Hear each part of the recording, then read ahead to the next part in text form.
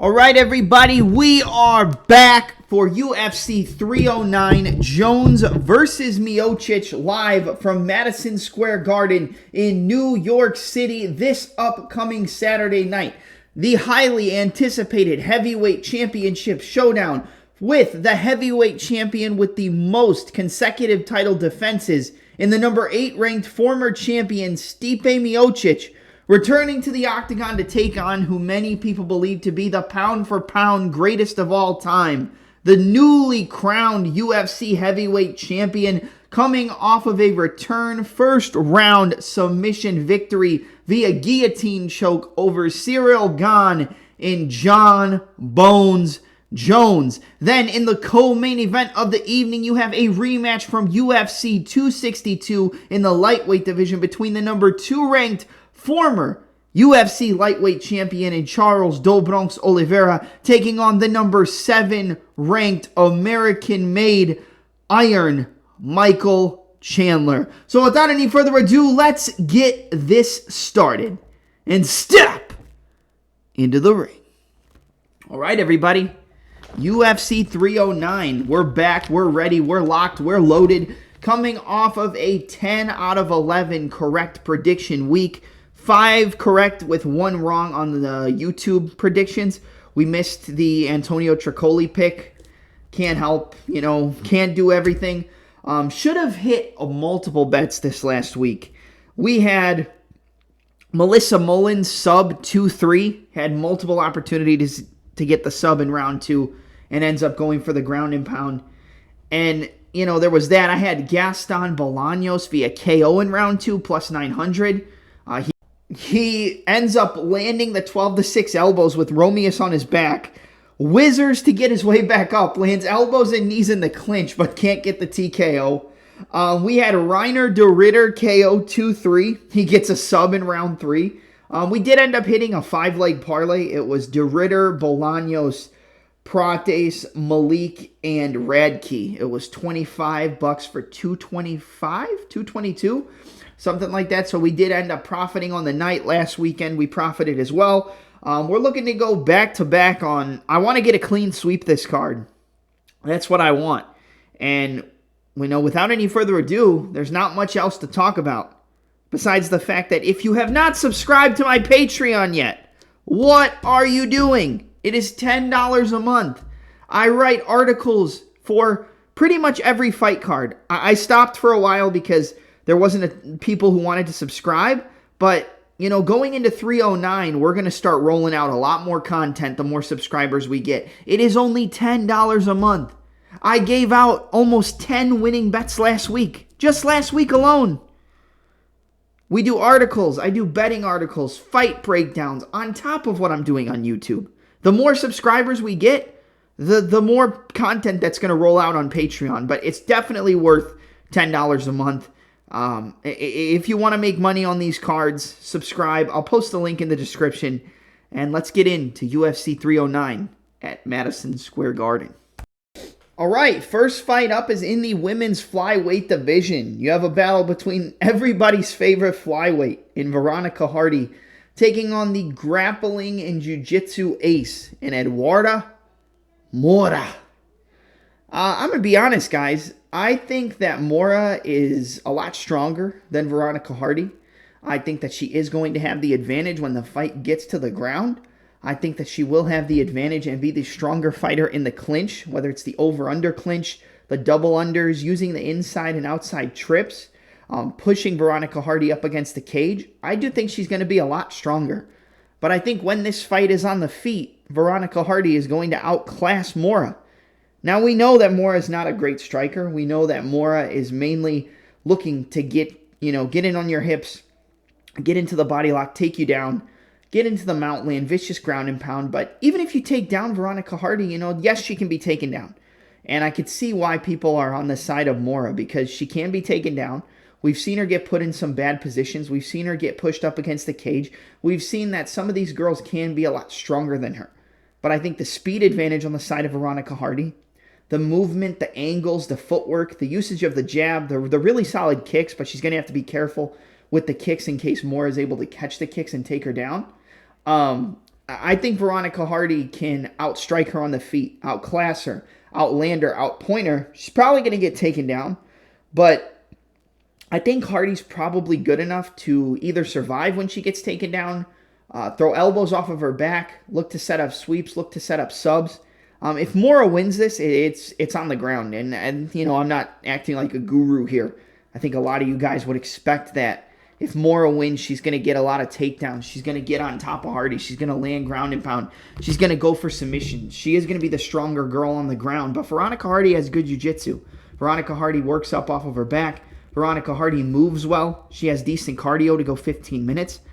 I think Moura's cardio is a big question. She doesn't have the best cardio. Her cardio looked terrible in her last fight against Diniz Gomes, and that was in her moving up a weight class. So, actually, no, that was her at 115. Now she's up at 125. Her cardio is probably going to be better. She's going to be stronger, but I still think she's going to slow down, and I think the fighter who pushes the pace, lands better strikes, lands the bigger, more eye-opening shots, and is just much, much better on the feet is Veronica Hardy. This really comes down to, can Moura get on top and either ground and pound Hardy or get a sub? And it's possible. She's definitely live to do so, but I don't think it happens. I think Hardy has good enough jiu-jitsu. She's more than educated off of her back. She can go throw subs up of her own. Went for a reverse triangle against J.J. Aldrich. But I do think that she could be in a lot of trouble if she gets taken down. But I think she is good enough to work her way back up.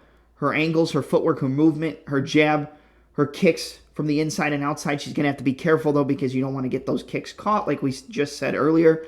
But, I'm going to take Veronica Hardy. I'm going to take Veronica Hardy by decision.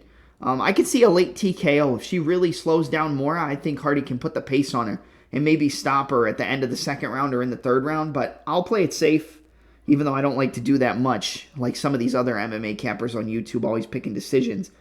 But give me Veronica Hardy by decision in this one. Kind of contradicting myself. But I'll go Veronica Hardy, 29-28 unanimous decision over Eduardo Moura in this fight. Up next, we have a battle in the welterweight division between Basil Hafez, however you want to say it. I believe it is Basil Hafez, taking on Oban, the Welsh gangster Elliot. This is a close fight. There is no reason why Elliot's a minus 225. No reason at all. Hafez is going to be stronger. Hafez is going to be able to compete with Elliot in the grappling. He's going to have the better grappling, I believe. Probably have better top control if he gets on top of Elliot. I do think Elliot's the much cleaner striker, but both of these guys can be hit. I could see a knockout on either side. I could see Hafez landing a big shot on Elliot and hurting him like we saw in the Contender Series. I could see Elliot using his jab, using his 1-2, and kind of picking apart Basil Hafez and then catching him with a big counter and hurting him there as well. I think both of these fighters can finish by submission. I think if there is a finish on the ground, it probably comes from the side of Hafez, who does come into this fight as the underdog. He's not the cleanest on the feet. He leaves himself open for a lot of shots, but he has a lot of power. Big overhand rights, big left hooks, but when this guy gets tired, he drops his hands and he leaves himself open. Elliot was known as a finisher, but he comes into the UFC and it seems like he can't get a finish. I'm going to tell you guys, I think this fight does not go to decision. I know that's tough based on the fact that Elliot has gone to decision in his last few. Basil Hafez made it to decision and arguably could have won with Jack Della Maddalena, or won against Jack Della Maddalena on short notice. This guy's good, but he leaves himself open. He throws big bombs, and he doesn't really have any sort of head movement. Big overhand right, big left hook, decent uppercuts. He tries to come over the top of the jab with the right hand. He does, like I said, have a lot of power, and he is a very solid grappler. He's known more as a grappler, but he has power to get KOs is basically what I'm entailing. And what I'm telling you guys here, Elliot's good. I think Elliot has kind of underperformed since he's, gotten in the UFC. Should have got a finish against Vail Woodburn. He didn't do it. Multiple opportunities to get the sub. It just didn't happen. I think Elliot's the cleaner striker. I think Elliot's cleaner defensively. I think Elliot should be the favorite, but in no realm of the imagination should he be a minus 225. I do think he's the smarter fighter. I think he probably knows how to win this fight at a higher clip than Basil Hafez. And I'm not saying Basil Hafez doesn't have good fight IQ, but he leaves himself open a lot, as does Elliot. I kind of think this fight should be lined as a pick'em. I'm going to be honest. I'm surprised that the line is where it is. It was like minus 190. Elliot, I think it's minus 225 now. Maybe it went down. But I think it should be like minus 130, plus 110. This is a fight I would stay away from in all stretches of the imagination. But I will say, if I was going to bet something, I would probably take fight doesn't go to decision, because you'll probably get plus money there. Maybe I'm wrong. But when it comes to a pick, I'm going to take Elliot. I think Elliot is just a little bit smarter in terms of his overall game. We saw him be able to use grappling and have really solid takedown defense against Preston Parsons, who hasn't had the best UFC career, but he is a very good grappler and has very good submissions. But I think Hafez is a lot stronger than Parsons, though, so the strength is probably going to play a factor here. But I'll go Elliot by a late second round TKO. I think Elliot finds a way to work the body, work up top, and put him away, kind of like Della Maddalena. But I think he actually gets the job done here and puts him down. So I'm going to take the Welsh gangster. Give me Oban Elliot via second round TKO over Basil Hafez. But I would not be surprised if Hafez found a finish via knockout or sub. But I'm going to go Elliot second round TKO here. All right, up next is a battle in the welterweight division between Gall taking on Ramiz Brahimaj. I think this is a competitive fight. I'm surprised it's not a pick'em, but this isn't about betting odds, right? This is about breaking down the fight, and here's what I see. I think Gall is more well-rounded than Brahimaj. I think he has developed his striking to be much better than it used to be. He uses his jab. He can use his straight punches. It looked actually pretty solid against Basil Hafez, but again, like we said, Hafez doesn't have the best head movement. He doesn't have the most durability. And, Gall got hit with some big shots, and he stayed in the fight and continued to push forward. And he's also known as a Brazilian Jiu-Jitsu guy. He's known as a guy who takes guys down, can piece them up, can get on top, can go for submissions, and probably can work off of his back, even though we haven't seen much of his game off of his back in his UFC career. He did lose and pretty much get broken by Diego Sanchez earlier in his career, which doesn't look great, even though Diego is a veteran. But I think Brahimaj is going to be stronger on the ground. I think that he probably has better success from the top position than Gall. But I think Gall might hunt for finishes a little bit more in terms of the striking and the grappling. Whereas I see Brahimaj being more of a point fighter on the feet and then looking for opportunistic submissions. I think Gall looks to get a finish for the most part from the beginning of the fight to the end. He doesn't have a lot of knockout power. He's been knocked out before. But I think Gall is making improvements. He looked really solid in his last fight against Hafez. And I think Brahimaj is a little bit better defensively. He has better defensive responsibility. But he couldn't get much of anything done against Themba Gorimbo. That was a fight where I picked Brahimaj against Gorimbo. And he just couldn't do anything. He got out-grappled. He got held against the cage. He couldn't outstrike him. It was pretty much a whitewash, 3-0. I think Gall has improved. He looked better in terms of being more comfortable on the feet, using his jab, using his 1-2, throwing his overhands and landing his combinations. His footwork looked better. And I think he's the more improved fighter, at least in terms of his UFC career, than Brahimaj. I haven't seen anything that would make me think that Brahimaj has improved at a rapid rate, whether it's in the grappling or the striking. And I've seen glimpses of Gall improving. Has he had the most success? No. But at the same time, I think this is a pretty even fight. But the fighter who I think has made more improvements since they've been inside the UFC is Gall. And I think Gall, I don't know who has the better cardio. I would venture to say it's probably Gall over 15 minutes. Because of the pace he was able to push against Basil Hafez. But I like Gall here. I think Gall wins this fight. I think he wins it by decision. I don't think there's a finish here. I could see a TKO or a submission from either guy. I think fight ends by sub might be a good look because I think either guy can get a submission. But I think Gall's going to have better volume on the feet. I think Gall's going to be pushing the pace more than Brahimaj. I think he's going to have good enough jiu-jitsu to defend the takedowns of Brahimaj, and even if he gets taken down, he can probably work his way back up to the feet, use good sweeps, set up submissions, be active off of his back enough to be able to get something done. And I think he's just more active and has more success. I think he's more volume on the feet, probably the bigger power shots, works better off of his back, probably throws up more submissions, defends submissions from Brahimaj. I'm going Mickey Gall. Give me Mickey Gall, 29-28, unanimous decision. I think he gets the job done here. Is it the most confident pick I have? No, but I think I've seen more improvements from Gall than I have from Brahimaj in his UFC career. So give me Mickey Gall, 29-28, unanimous decision. All right, up next is in the heavyweight division. You have Marcin Tybura taking on Jonathan Diniz. Diniz was obviously supposed to take on Derek Lewis. About 2 weeks ago, the fight fell through on the day of the fights with Derek Lewis not weighing in correctly and getting ill or something along those lines. Either way, breaking this fight down, Tybura is decent on the feet. He has good head kicks. He does a little roll to the head kick. That's pretty good. He also has a good check hook. He can use his jab, pair it up with the check hook. He moves pretty well for a heavyweight. And to be honest, in this one, I think that he's going to have a big grappling advantage. We know that Diniz is always going to be viable to getting taken down. He's always going to be liable to getting taken down, getting controlled. Kind of like what we expected, or some people expected Carl Williams to do against him. But Williams tried to stand and strike, and it just didn't go his way. You know, he got outpaced, outpressured, and then in the third round, he finally went for takedowns, and he got him pretty easy. I think this is a fight where Tybura can use his wrestling, get on top, and land some ground and pound.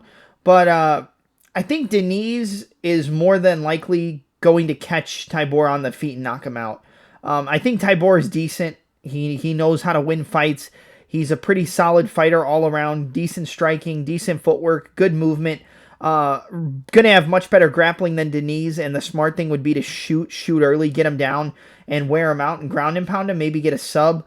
I think Tybura is probably live for a submission, but I think Diniz is going to know that that's what's coming. He's going to stuff those takedowns, and I think he's going to put Tybura away. I'm going to go Jonathan Diniz, second round knockout here. I wouldn't be surprised if Tybura put those wrestling shoes on, though, and kind of pieced him up. Not pieced him up, but took him down, controlled him, rinse and repeat with the takedowns, looks for submissions. But I think it's Diniz's time, at least in terms of lower level heavyweight wins, because I know Tybura is technically high level, but he's not the highest level, and I think these are guys that Diniz can beat. Wouldn't be surprised if he took him down, though, but I'm going to go with Diniz via KO. Give me Jonathan Diniz, second round knockout over Marcin Tybura. We've seen him get knocked out before. We've seen him get hurt. I think Jonathan's going to win this fight. So give me Jonathan Diniz, second round KO. All right, next fight up is in the middleweight division between the former middleweight champion and Chris, the All-American Weidman, taking on Eric, ya boy, Anders. Before you ask, yes, we did skip Jim Miller versus Damon Jackson. If you're upset about it, I'm sorry. I just wasn't going to spend time on it. I'm going to lean Jim Miller to win that fight by decision. I think he's got one more left in him, and I think he can beat a guy like Jackson. But Jackson does have good forward pressure. His striking is getting better, and Jim Miller has been slowing down, so I wouldn't be surprised if Damon Jackson was able to find a way to win there. But when we look at Weidman versus Anders, I think this is a very winnable fight for Chris Weidman. I'm actually kind of surprised he's the underdog. I get it in a sense, but at the same time, he looked decent against Bruno Silva. Now you go back and you watch Ismail Naurdiev versus Bruno Silva. I picked Naurdiev. Naurdiev dominated that fight. Silva wasn't there. He didn't really have much of anything to offer. So is that Bruno Silva win amazing for Chris Weidman? No. But he looked decent in that fight, and I think he can look pretty similar against a guy like Anders. I would say Silva has more power than Eric Anders. Technically speaking, like one-punch knockout power, I think he's got it. I think there's a big wrestling advantage on the side of Weidman. I think he can use his wrestling. If he can't get the takedowns, I think he can cage push Eric Anders and win minutes on the clock by just, kneeing the thigh, getting to the over-unders, kneeing to the body, elbowing over the top. Now, is that the most exciting fight and one that Weidman would want to win? No, Weidman's going to look to use that jab. He's going to look to use the 1-2-3, that left hook, probably look for an uppercut as well. If Weidman starts to put his boxing together, he is still pretty solid. He has slowed down quite a bit, I would say. I think his punches and his boxing isn't as fast as it used to be, but he still has pretty clean and technical boxing. Not the best head movement, so the power of Anders coming back could be an issue. Would I be surprised if Anders, clipped Weidman on the chin and hurt him and maybe got a knockout? No, I wouldn't. I wouldn't really be surprised if anybody knocked out Weidman at this point in his career, but I think the wrestling, the cage pushing, the boxing advantage in terms of at least technical work is going to be enough for Weidman to win this fight. I think he's going to use that wrestling to control where the fight takes place, And there hasn't been much that I've seen from Eryk Anders inside the UFC that makes me super duper impressed with him to the point where I think he should be a favorite. I do get that he has less miles and less wars and, less knockout losses and things like that. But at the same time, I still don't rate Eryk Anders super high.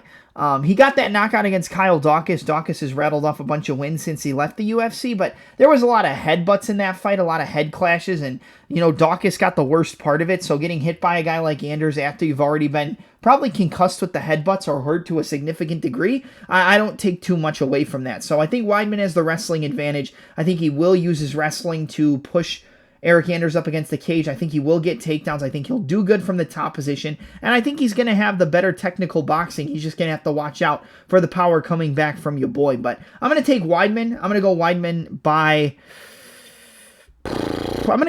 by arm triangle. I think he finds a submission and gets Anders to tap out in a win, and winning in his home state of New York, get the win, and then probably retires there. Because I don't think Weidman can compete with the top of the division, but I think if there is a winnable fight in this division for a guy like Weidman, it's a guy like Eryk Anders, and I think the UFC kind of knows that as well, which makes me surprised that a guy like Weidman is the underdog in this fight. So give me Chris Weidman via a second-round arm triangle choke submission to get the job done against Eryk Anders. I like this fight for him. I think it's very winnable, and I think he gets the job done.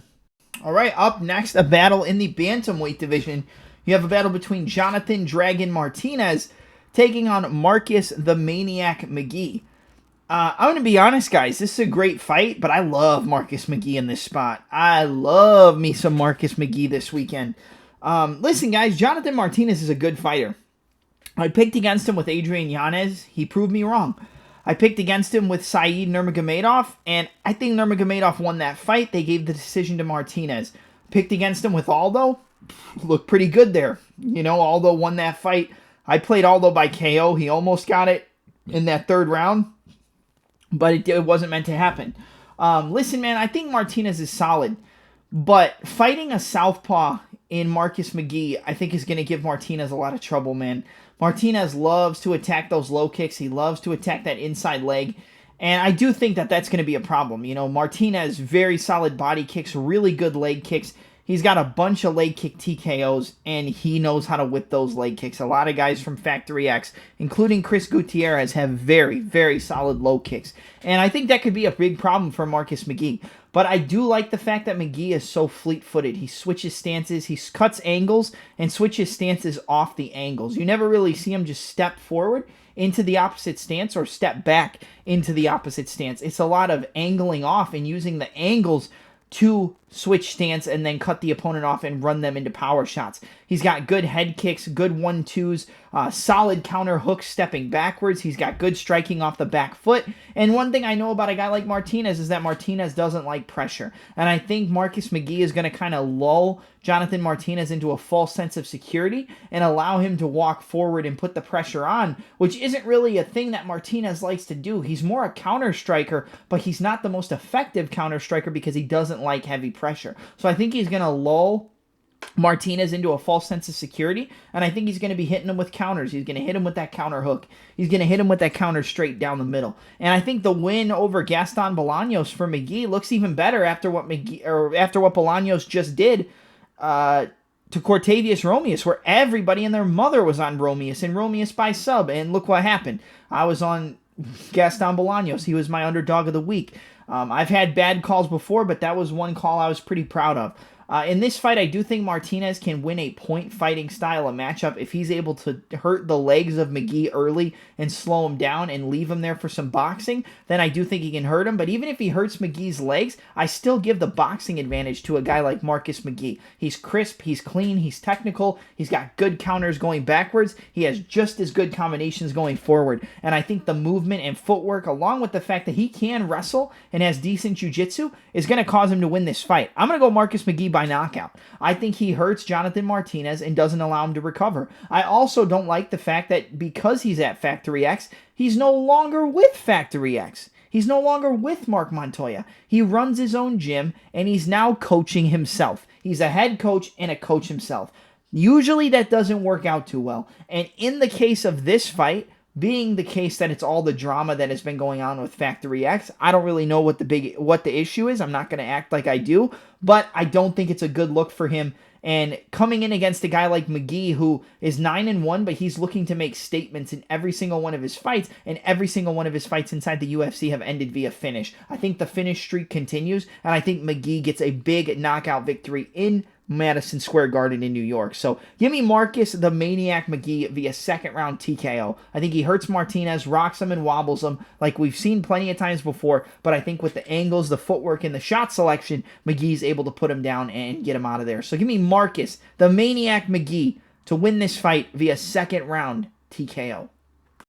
Up next, we got a battle in the lightweight division between another one of the fighting nerds in the new age Conor McGregor, some are calling him, Mauricio Ruffy, taking on Hafez Llontop.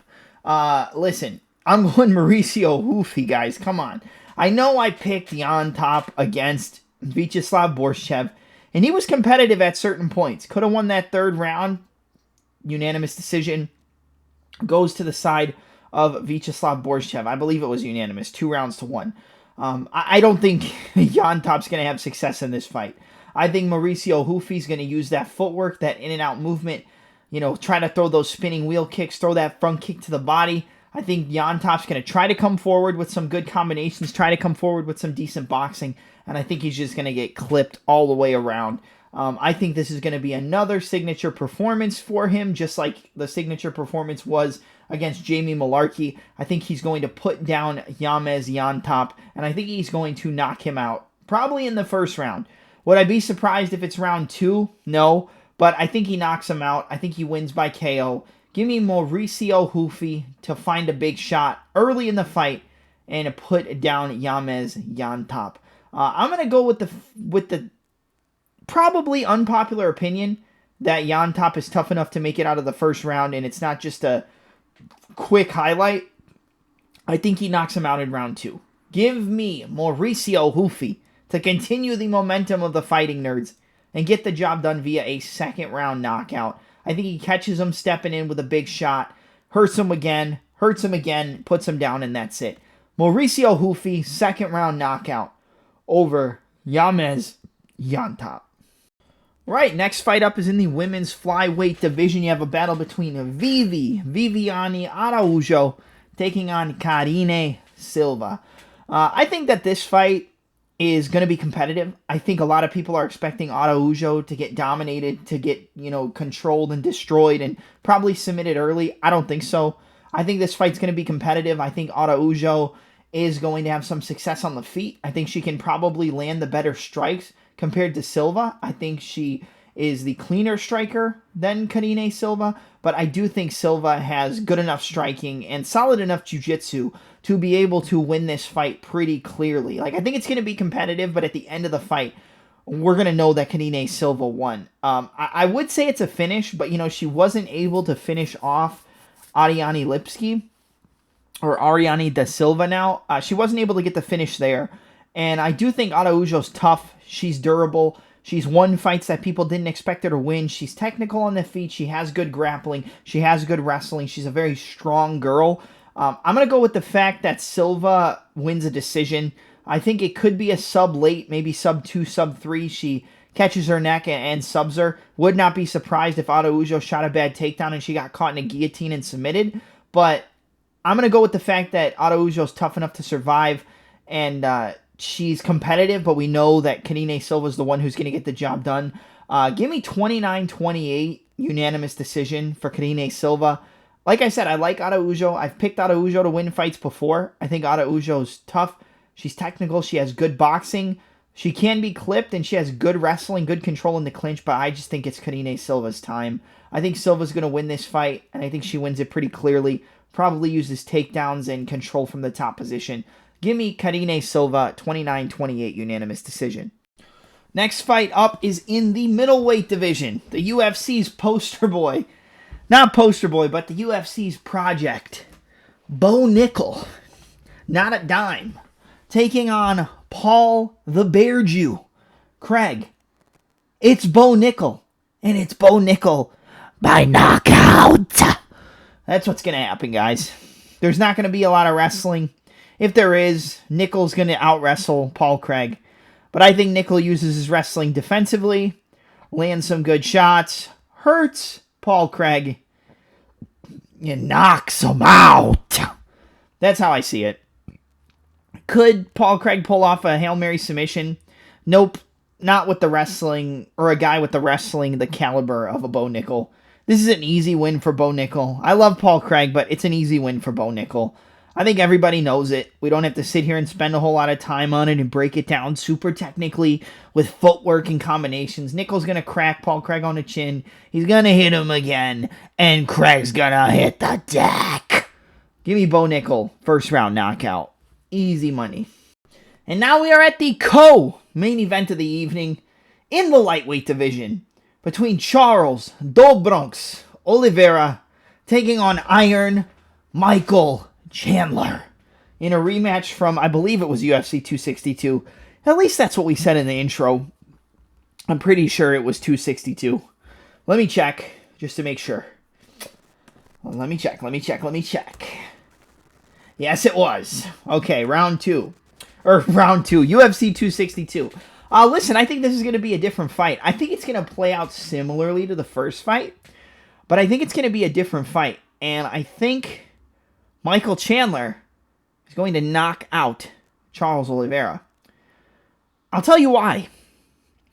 Oliveira wants to get back to the title, but he lost to Makhachev. He comes in, he beats Dariush. I believe that was after the Makhachev fight. And then he goes and loses to Sarukian, but almost gets that round one guillotine choke. That was nasty. Any other scenario, that choke would have been finished, or Sarukian would have gone out.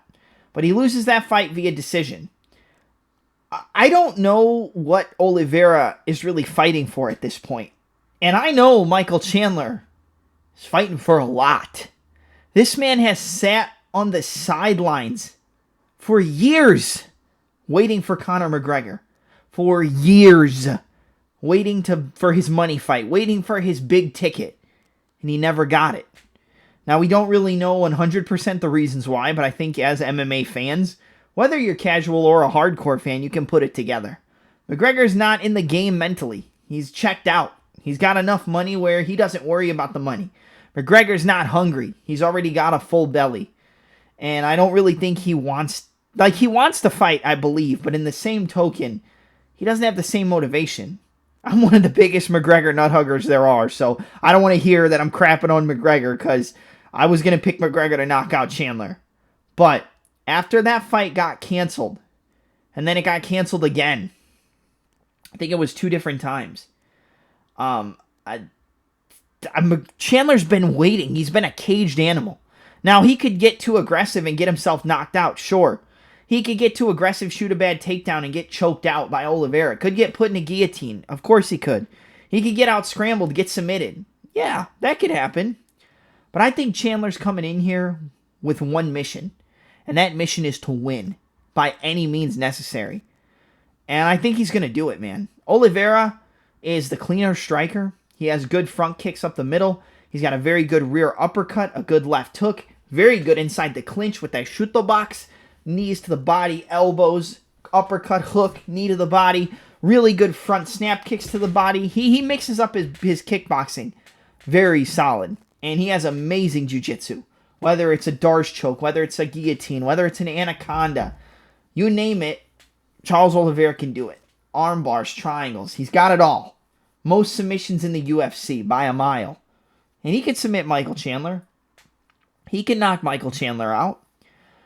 But Michael Chandler almost knocked out Oliveira in the last fight. Then kind of blew his gas tank out a little bit. Got caught with his hand in the candy bowl. And got hit with that left hook on a lazy retreat. And it was left hook versus left hook. And Oliveira's got there quicker, cleaner, and faster. And he won. Okay? It could happen again. But I believe Michael Chandler is coming into this with more motivation to win a fight than he's ever had before. Now, motivation doesn't always get you the win. But I think in this case it does. I think Chandler wins. And I think Chandler knocks out Oliveira. Chandler has so much more to gain from winning this fight than Oliveira does. We've already seen Oliveira and Makhachev We ain't never seen Chandler and Makhachev. We've never seen Makhachev fight a guy with the power of a Michael Chandler, you know? And I'm not saying I think Chandler would beat Makhachev, but it would be entertaining. I'd be down to watch it. And based on the constant cancellations and the amount of time Chandler had to sit out and the it's going to happen, it's not going to happen, this and that, I think Chandler's going to get his special moment here. And I think he's going to put Charles Oliveira out. I'm going Michael Chandler. Give me the plus 200, plus 225 underdog in Iron Mike on the same weekend as Iron Mike Tyson. It just makes sense. Iron Michael Chandler via knockout. I'm going Chandler second round KO over Charles Oliveira, but I wouldn't be surprised if he does it in round 1. The stars are aligning for Michael Chandler, and he's going to get his big moment. He had the front kick against Tony Ferguson. He's going to get a KO against the former champion in Charles Oliveira. Give me Iron Michael Chandler, second round knockout in the Big Apple. And now we're at the main event. The main event of the evening for the heavyweight championship of the world. Between the man with the most successful heavyweight title defenses in history, and the former heavyweight champion in Stipe Miocic, taking on the champion, the man who defeated Cyril Gane via first-round guillotine choke in his return to the octagon at UFC 285, in Jon Bones Jones. Guys, what a fight. This is going to be a good fight.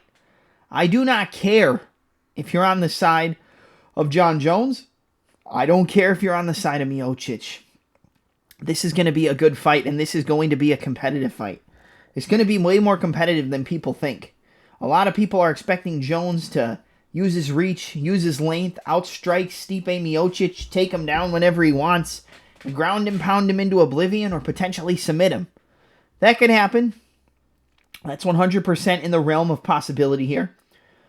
But I think Miocic is coming back with a lot to prove as well. I mean, the last time we saw him inside the octagon, he got knocked out by Francis Ngannou. The man's not even in the UFC.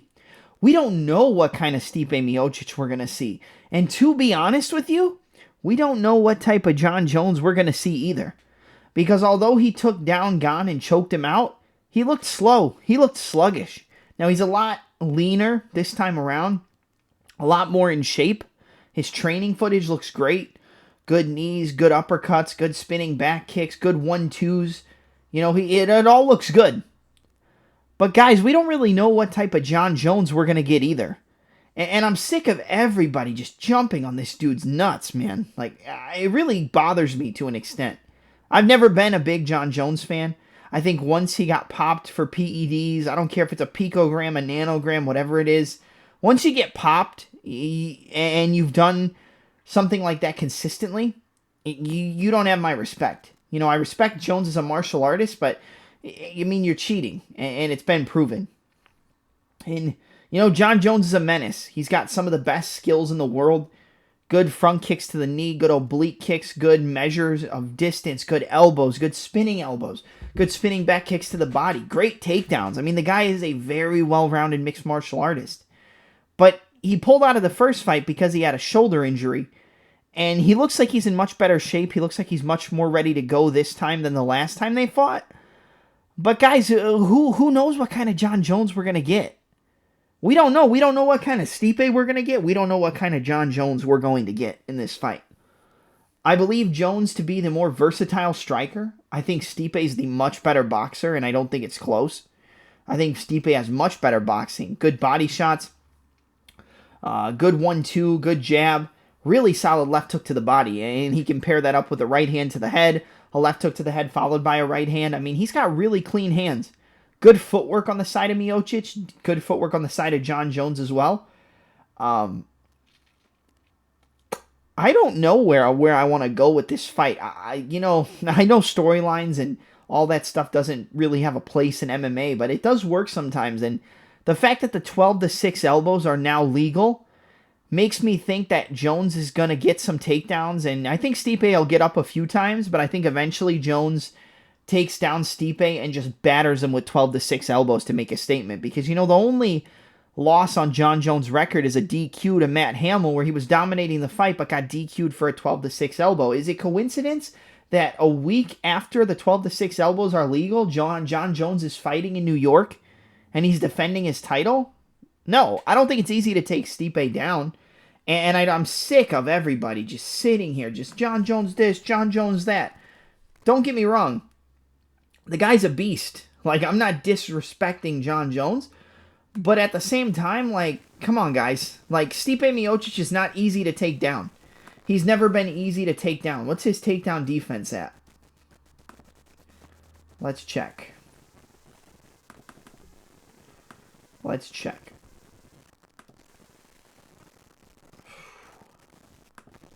.68% takedown defense, so not the greatest, but Jones only has a 45% takedown accuracy. You look at the significant strikes based on stats, 4.29 landed per minute for Jones, 4.82 landed for Stipe Miocic. Miocic actually lands more. 57% significant strike for Jones, 53 for Stipe. 2.22 strikes absorbed to 3.82, so Stipe is worse defensively, but I still don't think he has terrible defense. I think Jones is better defensively. He uses range better, uses his distance better, and things like that. But I think in terms of knockout power, I think that's on the side of Stipe, man. I think Stipe has the KO power in this fight. I think Jon Jones has the knockout power in terms of the ground and pound, getting into the crucifix, getting into side control, landing vicious elbows, getting into the mount, landing vicious elbows. But, I mean, from a betting perspective, before I give you my pick, it's Stipe Miocic all day. From a betting side, at plus 525 for a former champion, when Jon Jones hasn't been the most active either, I would take Stipe moneyline all day. Now, would I say bet the house on it? No. But at plus 500, plus 525, I mean, throw 20 on it. Throw 25. Throw something on it. I already put a bet in on Stipe moneyline. But for the pick, I'm going to go Jon Jones. Now, I know it's crazy to pick something and bet on something else, but I just think because of the 12-6 elbows being legal now, I think Jones is going to get into mount and finish Stipe with 12-6 elbows. I just have a feeling that that's how this is going to go. On the feet, I think it's going to be very competitive. I think Stipe can box with Jon Jones. I think Stipe is a better boxer. I think he lands good body shots. I think he can compete in the striking. I think he has good defensive wrestling. I think it's going to be hard for Jones to take down Stipe as well.